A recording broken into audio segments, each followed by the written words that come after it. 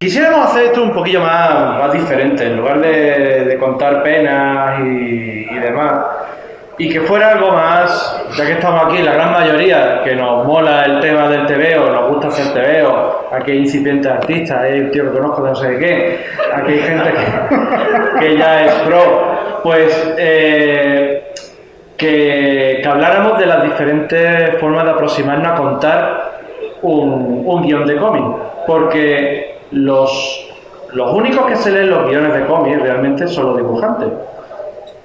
A la hora de decir nosotros, voy a contar una historia, sí, la historia final, el producto final, el TVO, es una cosa de sinergia entre el dibujante y el guionista. Pero el único que se lee el guión duro, puro y duro, es el dibujante. O sea, escribimos para una persona solo. Sí, una cosa muy... Sí, es muy triste, solo los lee una sola persona. A mí me ha pasado que le he preguntado a mi editor, oye, ¿te has leído el guión? Y me ha dicho, no. Pero una vez que salió el TVO, le dije, ¿te has leído el TVO? Y me ha dicho, sí, bueno... He visto los dibujos. Y luego me dije, ¿qué es lo que más te gustó? Y dijo, hay un momento que sale una gitana hablando en catalán. Es una viñeta en todo el TVO. Una puta viñeta en todo el TVO. Y eso es lo que a mi editor más le gustó. Y dije, bueno, pues nada. Pues nada. Así que, fijaros tú lo que tenemos que lidiar. Aparte que solo lo de una persona, lo llevamos muy crudo a la hora de vender nuestras fanfollas, nuestras ideas. Porque claro, un dibujante se llega al editor y dice, Conan, muertos, ¿qué te parece, tío? ¿Le gusta? Y tú llegas al editor y dices, tengo una idea sobre Conan y unos muertos, que realmente luego lo que sale, pero claro, quita dicho, ¿no? Me mola, ¿sabes? O sea, vender la cosa de contar historias, al querer ser guionista, ya sea de cómic, de cine, de animación, de cualquier cosa, tienes que tener en cuenta que no estás trabajando solo. Estás trabajando desde una persona a 25 o a 250 en el caso de la animación. Y tienes que contar esa historia y todos tienen que sentir el mismo entusiasmo que tienes tú a la hora de decir, oye, que tío, que aparecen unos ninjas de puta madre con esa imagen. Y ese entusiasmo, esa cosa tienes que transmitirla. Y es algo complicado. Te obliga a estar constantemente vendiendo tus ideas, ¿no? O sea, tú primero se la vendes a un dibujante, después le vendes al dibujante la idea de vamos a preparar unas paginitas, él te dice 2 y tú le dices vamos a hacer 6. que con 2 no lo vendemos, joder. Bueno, ya de la dialéctica de dibujante guionista ya se puede... Eso ya después. Pero luego tienes que vendérselo al editor, después tienes que venderlo en entrevistas, tienes que venderlo en charlas, tienes que venderlo... Estás constantemente vendiendo una idea que un día a ti se te ocurrió mientras ibas a comprar empanadillas, ¿no? O sea... A mí me pasa mucho. A mí en un sitio que no mencionaría. Pero sí que es verdad, ¿no? Que al final el hecho de... Antes comentaba alguien en la charla anterior, ¿no? Yo lo que quiero es contar historias. Yo digo, yo también, yo quiero contar historias. Pero no vale solo con querer contar historias. Hay que querer contar historias y hay un paso más, que es que te tienes que convertir en una especie de mercader de historias, ¿no? En el que continuamente estás convenciendo a gente para que se sume a tu tren para vender esa historia, ¿no? Y al final, cuanta más gente convenzas, mejor, y hay más dinero para todos. Claro. Luego, la cuestión es que luego el dibujante aporta gran parte de su visión, y lo bonito es cuando ya te entrega, ves las primeras páginas, no se parecen en nada a lo que no, eso es lo mejor, eso es lo mejor. No, es bonito porque suele ser mucho mejor. O sea, tú tienes un esbozo más o menos de cómo suele ser, pero suele ser mucho mejor. Viñeta 1, plano medio de Señor Triste. Viñeta 2. Eso es una novela gráfica. Señor Triste suda, ¿no? Bueno, pues Olvidaros de todo eso. Realmente solo tenéis que contárselo a esa persona. Sí, hay métodos. O sea, hablamos de cómics, ¿vale? Hay métodos y hay cosas que más o menos están homogeneizados. Pero realmente, algunos de los mejores guiones o de inicios de guiones que he hecho han sido en servilletas. La famosa anécdota de la servilleta Torres es cierta. Y es cuando tu idea está fresca y empiezas a bocetar rápido y dices, aquí este salta ¿y qué dice? Yo qué sé, algo sobre empanadillas. Y es cuando sale más fresco y sale con más fuerza. Luego te tropiezas ya con las labores propias de contar una historia, que te la vas a tropezar en todos los medios. Te la vas a tropezar también si escribes una novela, es decir, ya de trama, nudo, desenlace, si quieres saltar aquí, eso ya depende de la narrativa y de lo que hayas aprendido de narrativa. En mi caso, suelo saltar desde la servilleta a bocetar así, se me ocurre una idea, toma, 20 páginas. La última vez que eran 28, 29 páginas de guión, de cómic, que eran cerca de 65 escritas, ¿no? De aquí hay un señor bosteza, ten cuidado con la coleta tal, ¿no? Y cosas así, ¿no? Que se te va a la pinza, porque lo tienes muy claro y quieres transmitirlo, pero eso, transmitir una idea.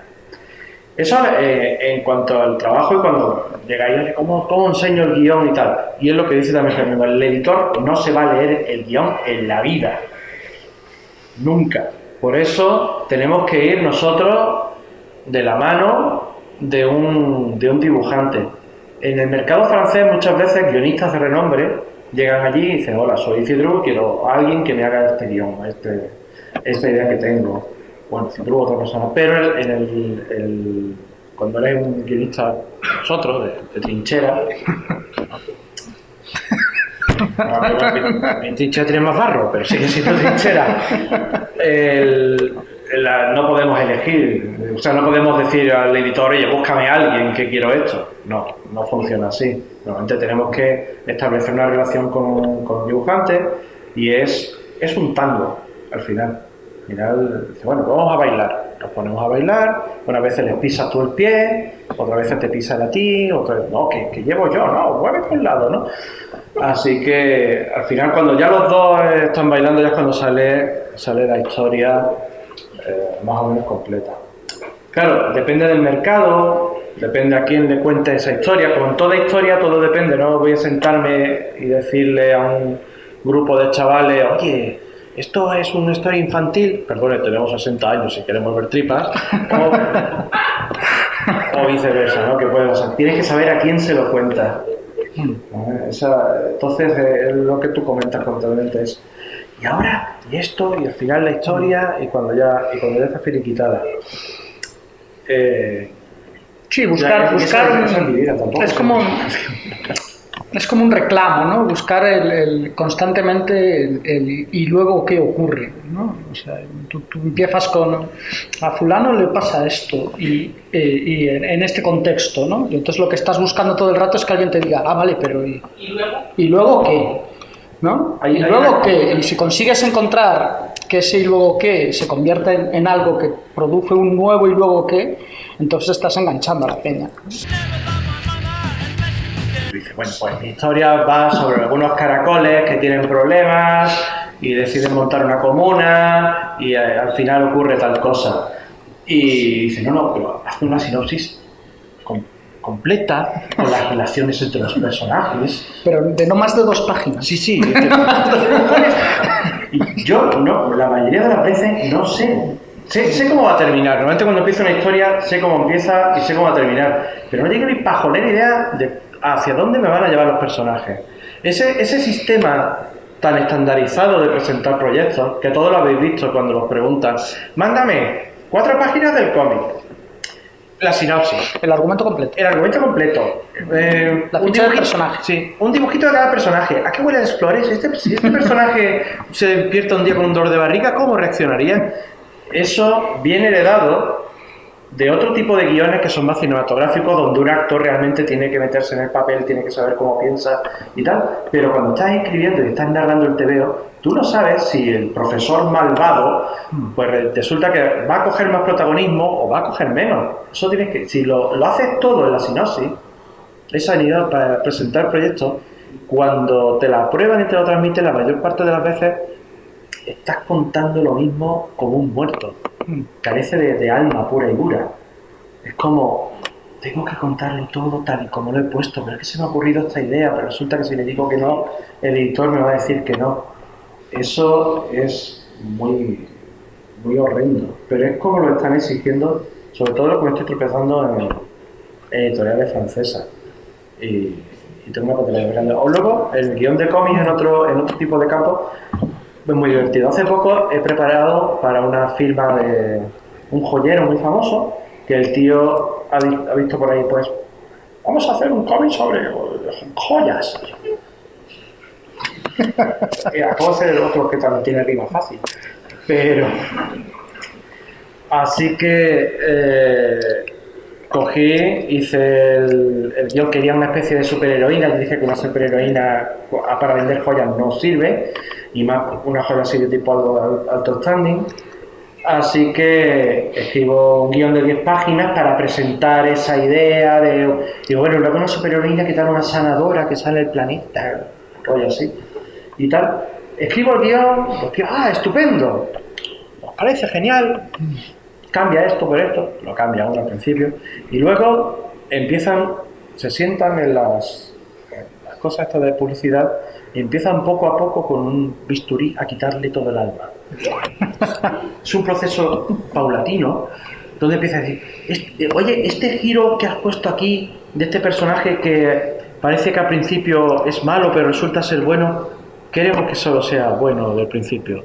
Este personaje, entonces empiezan a quitarle todas las aristas de todo esto, hasta que al final es una cosa muerta y plana como una pizza. Eso me lo he tropezado también ahora en el campo de la animación. Tengo la suerte, no sé si lo sabéis, que hice un TVO de Rubio y va a salir una serie de animación, y entonces te encuentras con la responsabilidad de tener que convencer a 200 personas en Barcelona y a 3.000 coreanos que lo van a animar con estrambóticos resultados, ¿no? Y cuando tienes que convencer también a los de Movistar, a los de Zeppelin, al Rubio, que es el que menos problema da precisamente, y a toda esta gente. Y he tenido la suerte que no me he tropezado con este tema de la joyería, que le han quitado todo lo que era acción TV, y al final queda un pasquín infecto.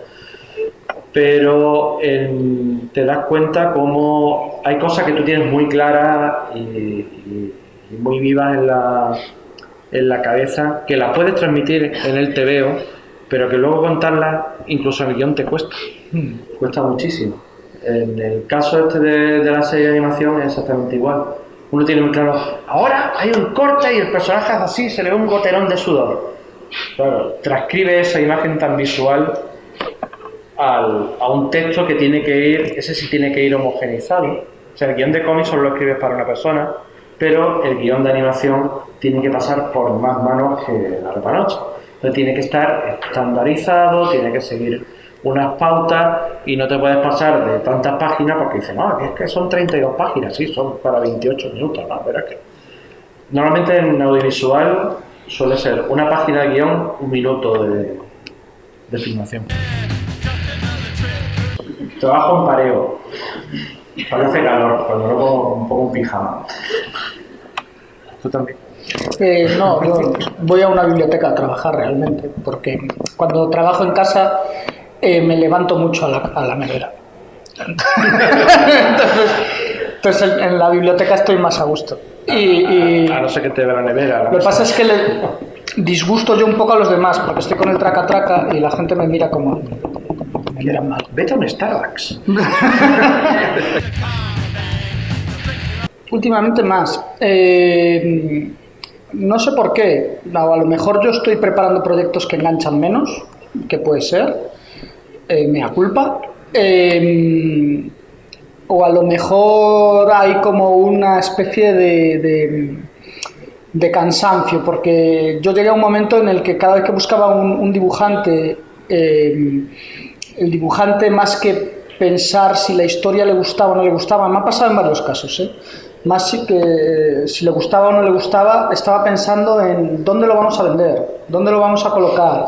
Esto lo vamos a meter en el mercado americano, lo vamos a meter en el mercado francés, lo vamos a meter en el mercado italiano, o dónde coño lo vamos a meter. Y toda esa conversación, antes incluso de hablar sobre la historia, ¿no? De decir, oye, pero ¿te gusta la historia o no te gusta la historia? O sea, porque... ¿Te has leído el folio que te he pasado? O sea, que lo he puesto bonito en PDF. Yo me hago unos PDF muy cookies que me diseño en el Canva. Sí, soy... Déjame con mi servilleta. Me hago unos PDF, me descargo ilegalmente alguna imagen.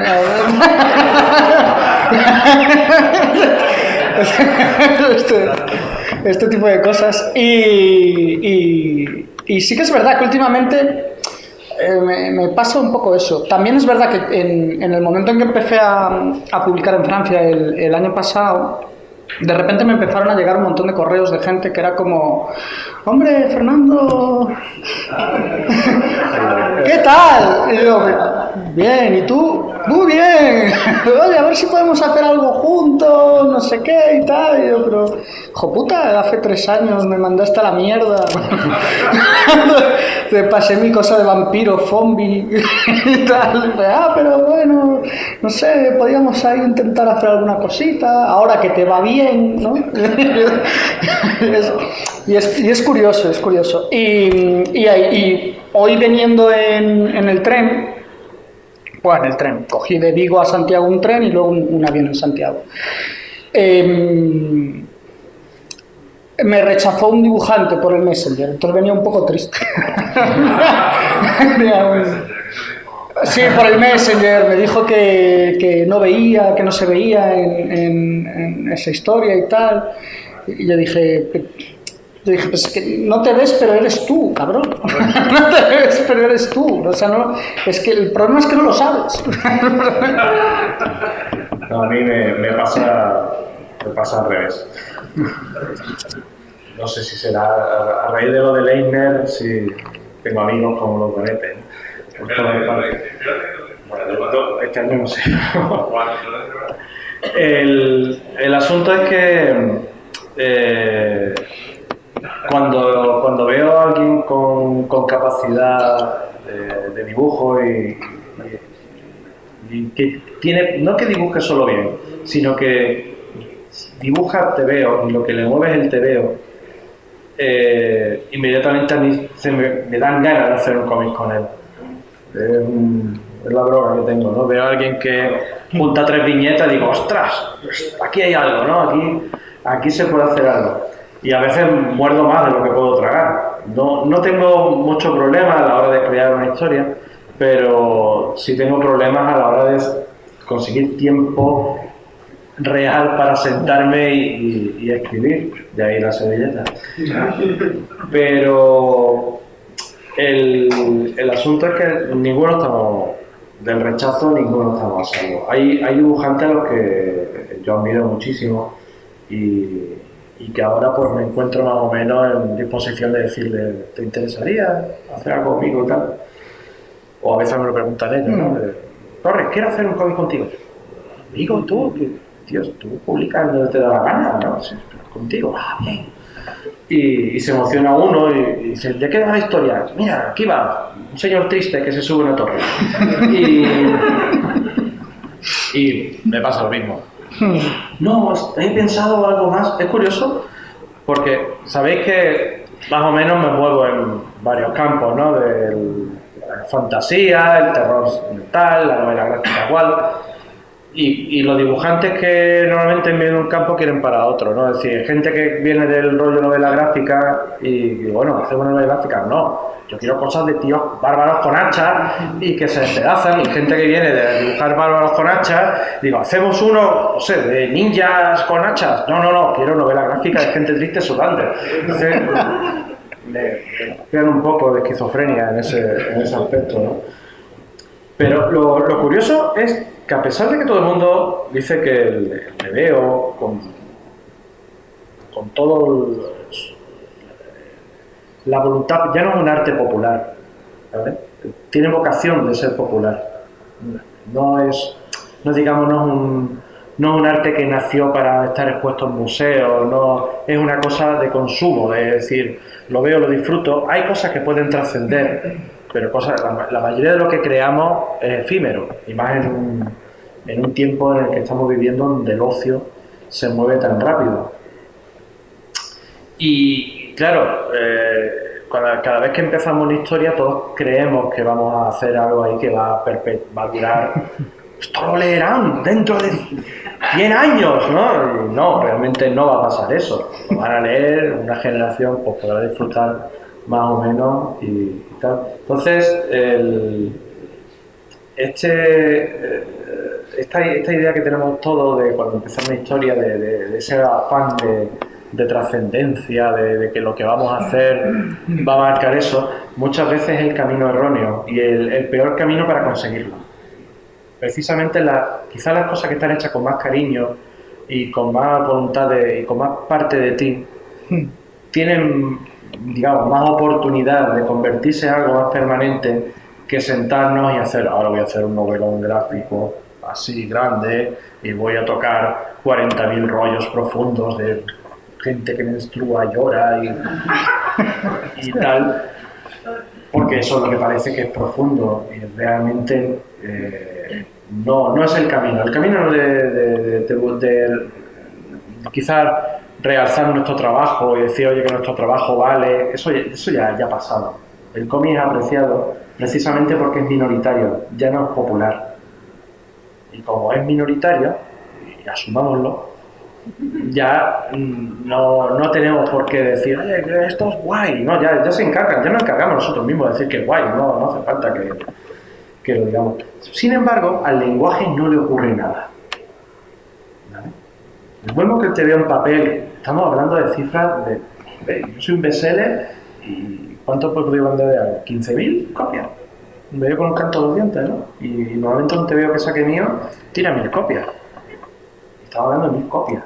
Y estamos hablando del trabajo de un montón de personas durante un montón de tiempo. ¿Vale? Y decimos, otra, que esto es una ruina, ¿no? Porque resulta que luego saca un TVO absolutamente absurdo como es el del Rubius y vende 700.000 copias. 700.000.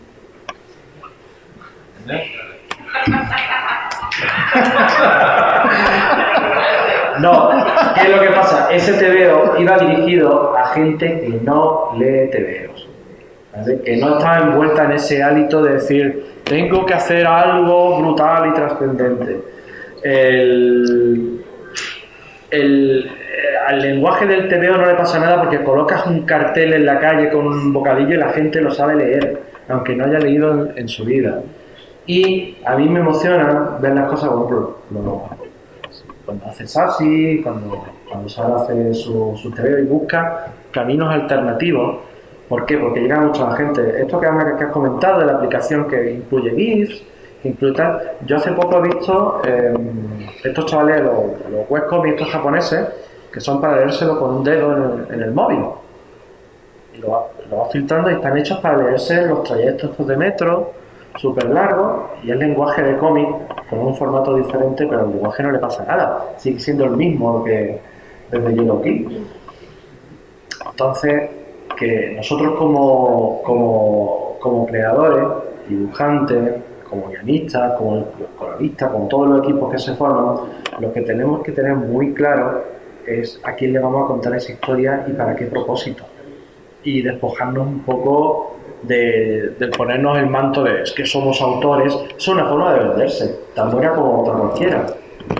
y sin quitarle mérito. Es decir, soy un autor y me concentro en esto, pero quizás tendríamos que pensar mejor esa pasión que le ponemos a las cosas, tratar de transmitirla, no de venderla en un paquete muy bonito y... Nada en absoluto. Yo que lo tengo, te puedo decir que no arrojan nada. Todo lo contrario. Cuando tienes una avalancha de premios, otro de otro, bien, tanto regalo, otro más, ¿no? Pesado, me da caso. Y cuando tienes toda esa racha, es todo lo contrario. Es como si la siguiente obra te apetece hacer una cosa de una tía con una motosierra que mata zombies y resulta que no, que ya solo tienes que hacer tu siguiente. Es que no me preguntan, por ejemplo, en las entrevistas, ¿cuál es el siguiente TVO que vas a hacer? Sino, ¿cuál es la siguiente novela gráfica que vas a hacer? Novela gráfica, cosmogonía. como tienes ya ese desafío. Has llegado a conseguir esto, el siguiente mínimo tienes que hacerlo. Y esa es una presión que no me gusta. No me gusta en absoluto porque luego, oye, que yo hago TVOs para contar historias y tengo la suerte de tener lectores que las leen. Pero el tener ahora que sentarme y decir, bueno, si hice la pirueta narrativa aquí, ahora en esta tendré que hacer otra para que acabe estrangular todo con esa soga. La trilogía. Sí. ¿Cuándo vas a extender la saga? La saga, si te apetece, la sacas, si no, no. O sea, hace poco, bueno, ahora estoy haciendo con Alberto Belmonte el siguiente de la saga GGG, ¿no? Que tiene nombre de cosa porno, pero y los que han visto aquí el vídeo son los que se han reído. Pero resulta que son cosas, habéis leído El fantasma de Gaudí y no te ríes tanto, ya está, el chiste está muerto. Es que me ha recordado una cosa que te voy a contar. Pues esta de Fantasma de Gaudí, Goya, Los Sublimes Terribles, el siguiente sobre Galdós, me han dicho, bueno, también va sobrenatural. Y hostia, sobrenatural con Galdós es como sardinas con nata, que no pega, ¿vale? Y a pesar de que Galdós tiene una novelita muy bonita que se llama La Sombra, que es muy rollo de Jekyll and Hyde, incluso Misericordia, parecen cositas y tal, pero estoy más interesado en acercarme de otra manera. Habrá sus crímenes, su historia, porque lo siento, me gusta mucho la serie. Pero la presión es esa. Si has hecho esto, tienes que seguir haciendo esto. Si has hecho un cómic de bribones de fantasía, ahora no puedes hacer otro de tal. Y mucha gente se me cabrea. ¿Cómo puedes hacer Fantasma de Gaudí y luego hacerme Nancy Inger? A mí esto es para mal, pero el asunto es ese, que claro, todo mercado y todo lector te intenta categorizar, es decir, tú eres un autor de esto, tú eres un autor del otro, si tú has hecho porno ya no puedes hacer otras cosas serias, y si tú haces no sé qué. En fin, que son como autores nos lo tropezamos bastante, incluso a la hora de vender proyectos nuevos, y los premios no te sirven. No, o sea, a mí que me nominen me pone, o sea, bueno, todo el mundo le pone. Como, qué guay, ¿no? Te han nominado y además es una votación popular, lo bueno de que es te que vota la gente y no sé qué, luego estás nominado con el Torres, con lo cual ya no ganas, ¿no? Y luego dices, voy a sacarte TVO este año a ver si el Torres no saca nada y tal. Pero nada, como el cabrón saca todos los años, pues nada. Hay que ser más prolífico. Me jode lo de prolífico cuando me lo dicen, me jode mogollón. Sí, porque es una de esas etiquetas que le ponen a la gente cuando no saben qué decir, ¿no? Y dicen, Fernando, es muy prolífico. Y, dice, bueno, apañado. No sé, claro. Podías decir, yo que sé, Te voy a presentar a un amigo guionista que es muy simpático. Claro, muy prolífico. No paras, no paras. Y yo, ya, bueno, No, de es eso que- se trata. Es que O sea, no- también en el reparto de la sustancia también nos llevamos menos. Claro, yo Entonces siempre digo, tenemos es ser que, más es que tengo que currar 3 veces para ganar lo que ganas tú, muchacho. Entonces, Porque yo no sé si lo sabéis, a no ser que lleguéis a otro acuerdo, porque el dibujante sea colega tuyo, porque le Sí. tengas amenazada a su familia, cosas así. sí, hayas secuestrado a alguien. Sí. La partición es 1/3 para el guionista, el resto para el equipo gráfico, ¿no? No solo a veces el dibujante, sino también que hay a veces más personas. Por lo cual tienes que producir más, por lo cual tienes que darle más a la mollera. Pero hay veces, bueno, que tienes la suerte de que el dibujante es colega tuyo y dices, vamos a medias en lo bueno y en lo malo. Yo he tenido la suerte que Sí, a mí con alguno me pasa, ¿eh? envío la historieta por fascículo. Y hay veces en que envío 5 páginas y digo, espera, que se me ha ocurrido algo. Estas 5 páginas, la primera va antes que la cuarta la tercera, y te envío una página más para incluir en medio, porque se me ha ocurrido que podemos explotar esto. Eso lo ha sufrido mucho con Goya. Y eso, es que yo no soy monolítico trabajando, no soy muy jerárquico. Voy saltando de aquí a atrás, voy saltando de una historia a otra. Normalmente estoy con 4 o 5 guiones al mismo tiempo. Y no todos salen a la vez. A veces no están los más menos. A veces que tengo la historia muy clara y no me molesto en escribirla. Como no, si yo ya sé cómo. Ya, pero tengo que dibujarla. Ay, es verdad.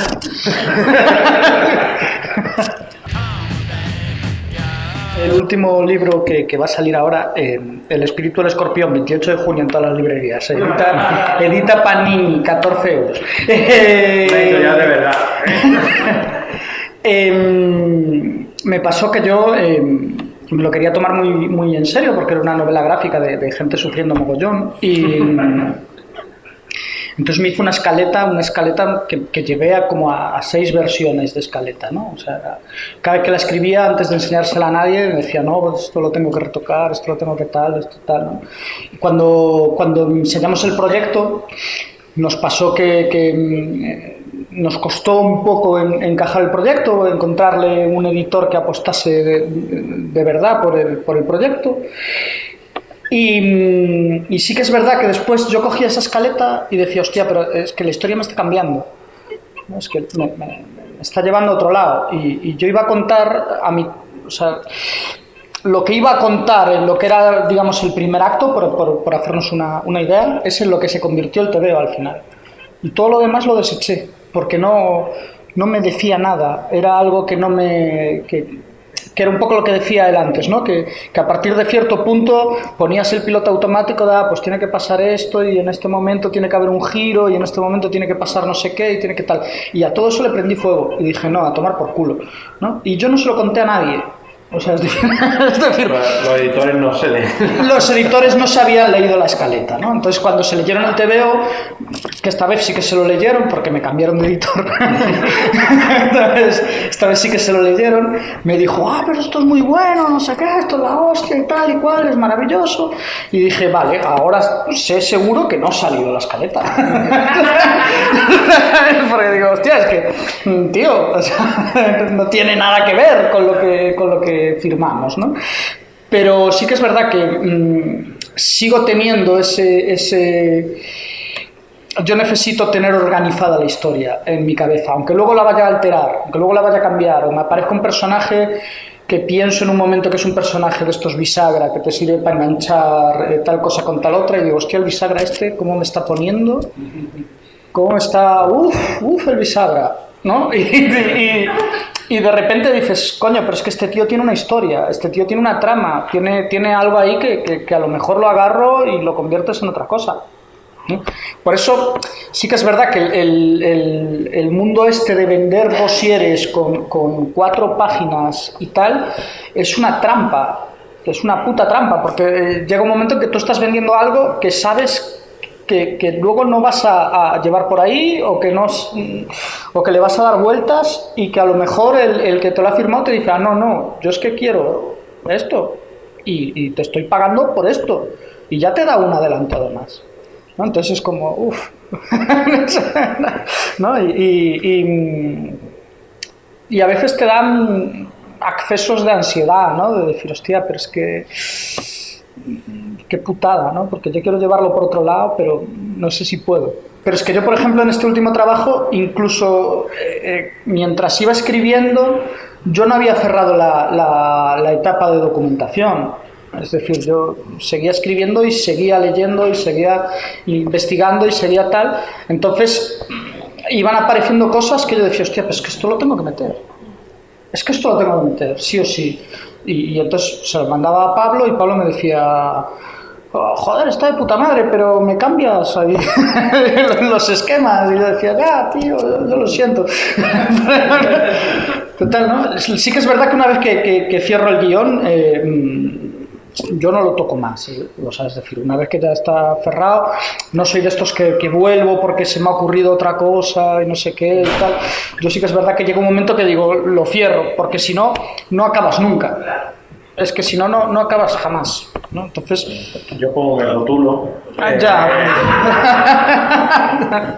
No dejo que los dibujantes me hagan los bocadillos ni nada, porque me gusta hacer la rotulación, porque muchas veces uno escribe, Johnny le dice a Mike, te odio, y Mike le responde, yo también, ¿no? Entonces luego coge el dibujante y te trae un pedazo de viñeta donde se están mirando y te dice, ¿cómo se odian? Ese diálogo queda absolutamente superfluo, fuera, y lo elimina.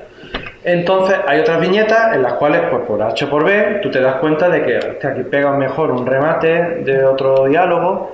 Hay viñetas que te traen que dices, ostras, es que aquí no se explica bien cómo ha entrado este personaje, tendrá que decir, joder, que vengo de la guerra y me duele la espalda.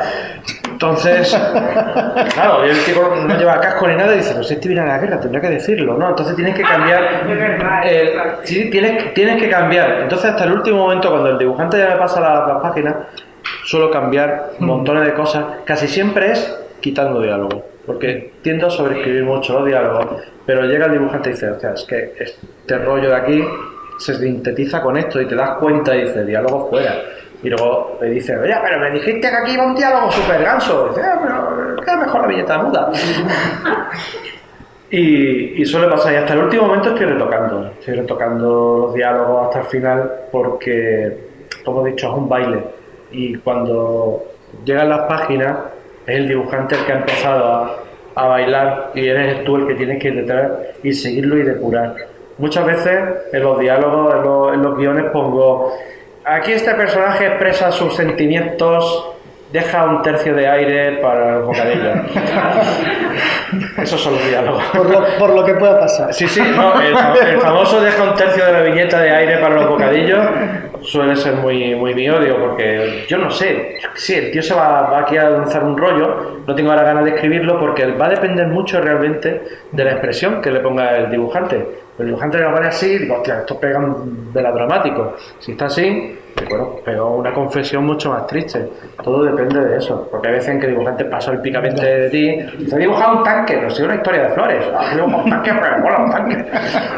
Que ha habido casos.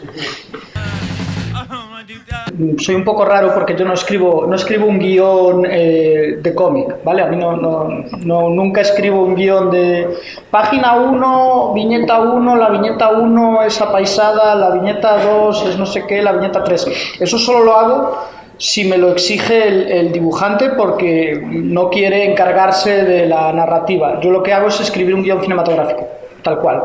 ¿Vale? Yo me hago mi encabezado, exterior, funeral, o sea, un cementerio, noche, ¿no? Y me escribo un guión literario, tal cual, con sus diálogos en el medio, como un guión de cine tal cual. Y entonces a partir de ahí sí que hablo con el dibujante preparamos un layout o un story a medias, ¿no? Pues yo esto lo veo así, yo le digo, pues yo esto me gusta, esto no me gusta y nos ponemos de acuerdo. Entonces sí que es verdad que nunca he recibido algo súper raro de decir, oye tío, pero puse 200.000 soldados y hay 150.000, o sea, no. O sea, no, nunca me ha pasado, ¿no? Nada que estuviese tal porque tengo este método, entonces No sé. Ahí a él sí que... Yo sí, soy más... Yo suelo poner un encabezado, siempre suele ser unos numeritos que me olvido de explicar qué son y la gente dice, estos números de aquí, ¿qué narices son? Pongo 2, 3, 2, por ejemplo, ¿no? Que significa primera tira 2 viñetas, segunda tira 3 viñetas, tercera tira, ¿vale? Y así ya más o menos sabes cómo está dispuesto. El tema, yo sé de viñeta 1, plano medio, señor triste sudando, viñeta 2, tal. Pero la cuestión, me suelen pasar layados porque a mí me preocupa mucho la fluidez de la narrativa dentro de la página, ¿vale? Cada viñeta se tiene que leer de forma independiente, pero cada viñeta, cuando tú abres un TVO, ¿vale? Tienes de un vistazo el pasado, el presente y el futuro. ¡Pah! Todo está ahí. Entonces tú vas saltando de un sitio, porque el lector es muy selectivo, entonces esta viñeta la lee más, aquí hay un gag, lo lee menos, esta viñeta es más grande, se dilata más el tiempo. Y claro, por eso suelo jugar mucho con eso, pero me preocupa mucho más luego dentro de esa página que el personaje, por ejemplo, que entra por esa puerta y está mirando hacia aquel lado, de buena primera me cambie y me haga un salto de eje. Entonces esa cosa me digo, no, oye, que me estás tapando porque parece que la cámara va a otro sitio, que es otro personaje o que ha pasado el tiempo, porque el TV tiene una cosa muy jodida, que es que está partido por la mitad. Exactamente, la viñeta y está partido por la mitad, entonces es el lector el que da el salto. Entonces, lo más bestia que me he tropezado era una serie de 9 viñetas de una lucha de un samurái contra zombies, que el dibujante decidió que le molaba más hacer una split space.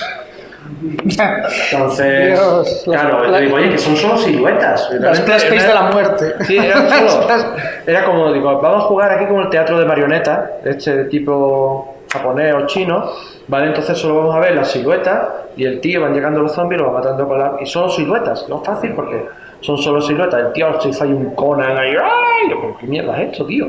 Cada vez matar toda la página. No, es que así queda más espectacular. Digo, pero si no estamos buscando espectacularidad, queremos una pauta tal y cual, así que salió la super viñeta de Conan al final. Yo me entristecí mucho porque no teníamos tiempo.